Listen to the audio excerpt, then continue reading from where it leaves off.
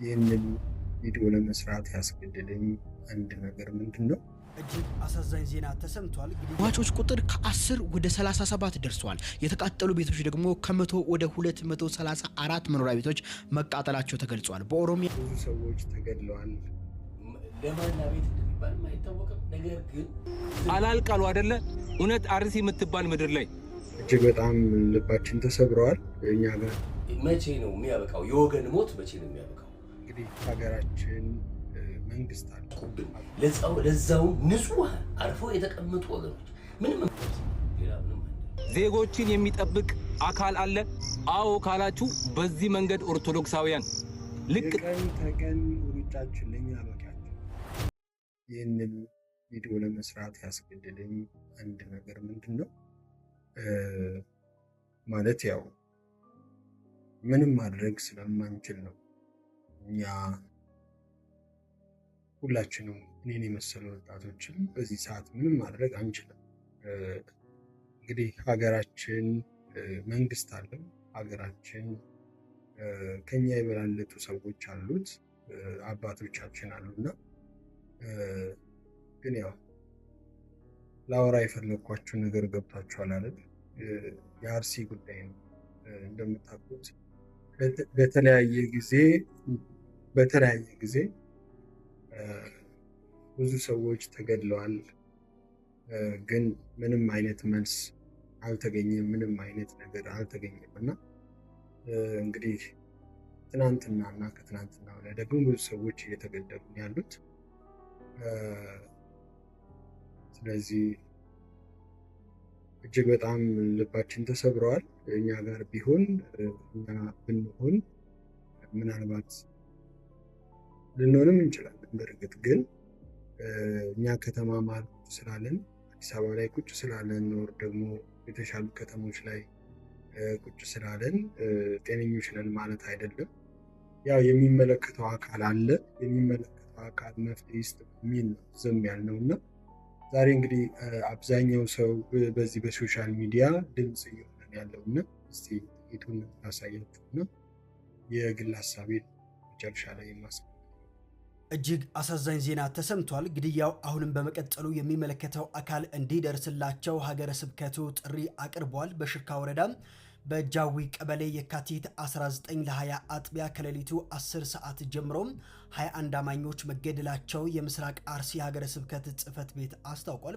ሟቾች ቁጥር ከ10 ወደ 37 ደርሷል። የተቃጠሉ ቤቶች ደግሞ ከ100 ወደ 234 መኖሪያ ቤቶች መቃጠላቸው ተገልጿል። በኦሮሚያ ክልል ምስራቅ አርሲ ዞን በሃይማኖት ላይ ያነጣጠረው ጥቃት መቀጠሉን የተገለጸው ጥቃቱ በአሁኑ ሰዓትም በወረዳው ስር በሚገኙ የተለያዩ ቀበሌዎች እየተስፋፋ ይገኛል። ጫካ ውስጥ የሚገኙ የኦርቶዶክስ ተከታዮች አሉ፣ ድረሱልን ብለዋል። እንግዲህ ዝም ማለት ከገዳዮች ጎን መቆም ስለሆነ መተናል። እንግዲህ ለሟቾች ነፍስ ይማር ነው። እንግዲህ ተራቸው ደርሶ የሚሞቱ ሰዎች ዛሬ ንጹሃን ሰዎች ጨፍጭፈዋል። እንግዲህ የምናውቀው ነገር ነው። ቤተክርስቲያን ተቃጥላለች። እንግዲህ ለማና ቤት እንደሚባል አይታወቅም። ነገር ግን ዝም ማለት ልክ ስላልሆነ እውነት የሚሰማ ፈጣሪ አለ፣ የሚያይ ፈጣሪ አለ፣ የሚፈርድ ፈጣሪ አለ። ማንም ጽዋውን ሳያወራርድ፣ ማንም የሰራውን ስራ የበደለውን በደል ሳይክስ ወደ ላይኛው ዓለም እንደማይሸጋገር እንደ ክርስቲያን አምናለሁ። ስለዚህ ቅጣታቸውን ይቀበላሉ እናምናለን። ነገር ግን እየተጎዳ ነው እና መቼ ነው የሚያበቃው? የወገን ሞት መቼ ነው የሚያበቃው? መርጦ አልቃሽ ትባላለህ ስትናገር። አትግደሉን ነው፣ ሌላ አይደለም። እንደ አትግደሉንም አትበል የሚባልበት ሀገር ላይ ነው ያለነው። ልክ አይደለም። አሁንም እንላለን አትግደሉን፣ አሁንም እንላለን ወገኖቻችንን አታጥቁብን። ለዛውም ንጹህ አርፈው የተቀመጡ ወገኖች ምንም የማያውቁ ፈጣሪያቸውን የሚያመልኩበት ቤተክርስቲያን ተቃጥሏል።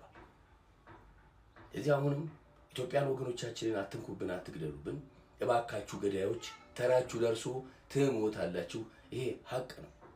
እዚህ አንዲት ሀገር አለችን፣ ተስማምተን እንኑር። የሚሻለን እሱ ነው። እስከ መቼ ድረስ እሪ እያለን፣ እስከ መቼ ድረስ እያለቀስን፣ እስከ መቼ ድረስ ነፍስ ይማር እያለን እንኑር? አሳዛኝ ነው በእውነት። አሁንም ነፍስ ይማር፣ ሌላ ምንም አንልም። ተራችን እስኪደርስ ነፍስ ይማር። ቤተክርስቲያናቸውን ብታቃጥሉ አላልቃሉ አይደለ? እውነት አርሲ የምትባል ምድር ላይ ህግ አለ? ዜጎችን የሚጠብቅ አካል አለ? አዎ ካላችሁ በዚህ መንገድ ኦርቶዶክሳውያን ልክ ጠባቂ እንደሌላቸው ገዳዮች ራሱ ጠያቂ የሌላቸው እስኪመስል ድረስ በየጊዜው ኦርቶዶክሳውያንን እንግዲህ እንደሰማነው ብዙ ሰዎች እንግዲህ በዚህ ጉዳይ ድምፅ እየሆኑ ነው ያሉት። ትናንትናና ከትናንትና በስቲያ እንግዲህ የምስራቅ አርሲ ኦርቶዶክሳውያን አሁንም እየሞቱ ነው ያሉት። ጆሮ ዳባ ልበስ ብለን እንግዲህ ማለፍ የምንችል አይመስለኝም። ምክንያቱም ከዚህ በፊት ብዙ ነገር እየሰማን ወገኖቻችን ኦርቶዶክስም ይሁን ሌላም ይሁን ብዙ ነገር እየሰማን ዝም እያልን ያለ ነው። እኛ ወጣቶች ነን፣ እናንተ አባቶቻችን አላችሁ። እንደ ሀገር ደግሞ ሀገር መሪ አለውና ስለዚህ እኛም እውነት ለመናገር የቀን ተቀን ሩጫችን ለኛ በቂያችን ነው። እንዴት መሞት አለ ሀገራችን ነው ብለን በምንኖርበት ሀገር ላይ እንደ ዜጋ እንደ ሰብአዊነት ወገኔ ሲያመው እንደሚያመው ሰው መፍትሄ እንዲሰጠንና ሁሉም ባለበት በሰላምና በጤና እንዲኖር ነው የምመኘው።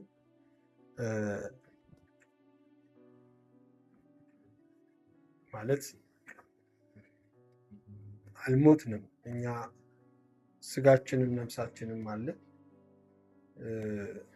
የሆነ ነገር ሲሆን ወተን የማንናገረው ወተን የማንቃወመው ማለት ምንድነው አይደለም ማለት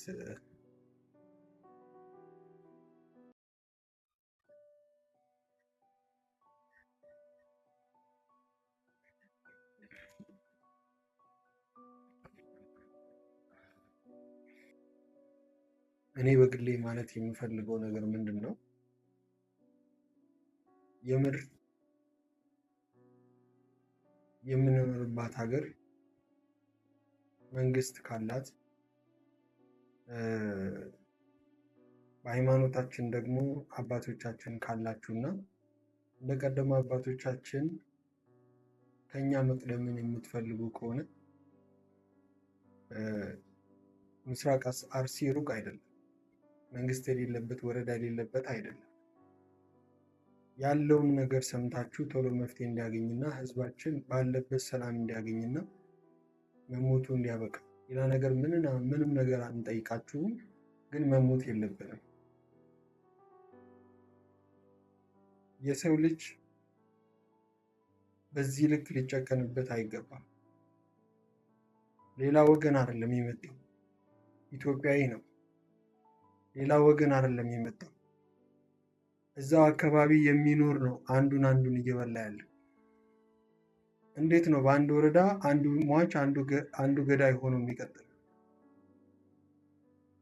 በየጊዜው ዜና ይሰራል፣ ድምፅ ይሁን ምናምን ይባላል። ቲክታክ ላይ ወርድ ሶሻል ሚዲያ ላይ ሰዎች ይመጣሉ፣ እንጫጫሉ፣ ዝም ጨጭ።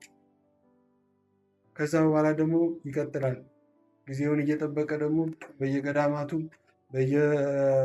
እንግዲህ አርሲ ምስራቅ አርሲ አሁን ረዥም ጊዜ ሆኖታል፣ ግድያው ይቀጥላል ማለት ነው።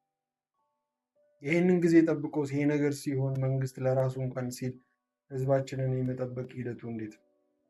እኔ ፖለቲከኛ አይደለሁም፣ ሰው ነኝ። ግን እንደ ሰብአዊ ወንድሜ ሲሞት እዛ ጋር እኔን የሚመስል አካል ሲሞት ዝም ማለት አልችልም። እኛ ምንም ነገር ሲሆን ፖለቲካን አንነካም። ምንም ነገር ስንናገር እኮ አሁን ነፃነት የለንም። በቃ ፖለቲካ እየሆነብን ተቸገረን። ህይወታችን ውስጥ ያለው እንኳን ማጣፈጫ ጨው እንኳን ፖለቲካ ሆኖብን ተቸገረን። እንደ ወጣት ዝም የምንለው እናንተ ድርሻችሁ እንድትወጡ አባቶቻችን ስለምንድን ነው ከፊት ለፊት ወጣችሁ? ከእናንተ ነው የሚያምረው። በደብዳቤም ይሁን በድምፅም ይሁን ለሚሞተው ክርስቲያን ለምን ድምፅ አትሆኑ? መንግስት ስለምንድን ነው ዝም የሚለው? የማይታወቅ ነገር ነው። በዚህ በሰለጠነ ዘመን ቴክኖሎጂ ባለበት ሀገር ስለዚህ ወገኖቻችንን መግደል ይብቃ። ወገን ለወገን መገዳደሉ ምንም ትርጉም የለውም። የትኛውም ሰው ቢሆን ማንንም ባይገደል ጥሩ ነው። እኛ የቀኑ ሩጫ ይበቃናል፣ የኑሮ ውድነቱ ይበቃናል፣ የራሳችን የህይወት ቻሌንጅ ይበቃናል። ጫካ ውስጥ እንኳን ያለ እንስሳ ተከባብሮ በሚኖርበት ዓለም እንዴ ዛፍን እኮ ሲገድል እኮ አላየንም እኮ። ብዙ ዛፎች እኮ ጫካ ውስጥ አብሮ ነው የሚኖሩት። ዶሮዎቹ የሚሞቱበት ሰው እንኳን አንገት ደፍቶ በሚያዝንበት፣ እጁ ላይ ያለው ንብረት የሆነ ነገር ሲሆንበት በሚያዝንበት የሰው ስብዕና ውስጥ እርስ በርሳችን ተጨቃክነን የሥላሴ መቅደስ የሆነውን ማንነት በዚህ ልክ መጨፍጨፍ ልክ አይደለም እና እባካችሁ መሞት አንፈልግም። ብዙ ጊዜ ነው የምንላት ይህችን ቃል፣ ግን አትግደሉን፣ መሞት አንፈልግም። ሐቁን ለመናገር እንደ ክርስቲያናዊና እንደ ክርስቲያንነቴ መሞት መታደል ነው። በሃይማኖቴ ከሆነ 1000 ጊዜ ግደሉኝ፣ ምክንያቱም ህይወት እንደምትሰጡኝ ስለማውቅ። ግን ደግሞ ለምንድን ነው የምገደለው? በራሴ ሀገር፣ በራሴ መንደር፣ በራሴ ለምንድን ነው የምገደለው? ሌላ ሀገር ሄጄ በሃይማኖቴ ብገደል እሺ፣ በራሴ ሀገር ላይ እንዴት በሃይማኖቴ ልገደል ይችላል? ይሄ ብቻ አይደለም። ብዙ ጊዜ የሚነሱ የትም ቦታ ላይ በየትኛውም ሃይማኖት የሚነሱ ግድያዎች አስፈላጊ አይደሉም እና እባካችሁ ለመኖር እድል ስጡን። ኑሮ ተወደደን ብለን ድምፃችንን አላሰማንም። ችግሮቻችንን ወደ እናንተ አላመጣንም። አባቶቻችን እንደ ሃይማኖትም አባቶቻችን የሃይማኖት አባቶች አላችሁ፣ ገራም ከቀኝ። ለምንድነው ዝምታ ያስፈልግ? የትኛውም የሃይማኖት አባቶች የሃይማኖት የምትሉት የት ሄዳችሁ? የምር እኔ በግል አንድ ነገር ልንገራችሁ፣ እናንተ የተሰቀለ ፍሬም ፎቶ ሆናችሁ እንዳትቀሩ እሰጋለሁ። ለምን እንደሆነ ታውቃላችሁ? ከህዝብ ልብ ውስጥ መጥፋት በጣም ከባድ ነው። የምታስተምሩን ስትሳሱልን እኮ ነው።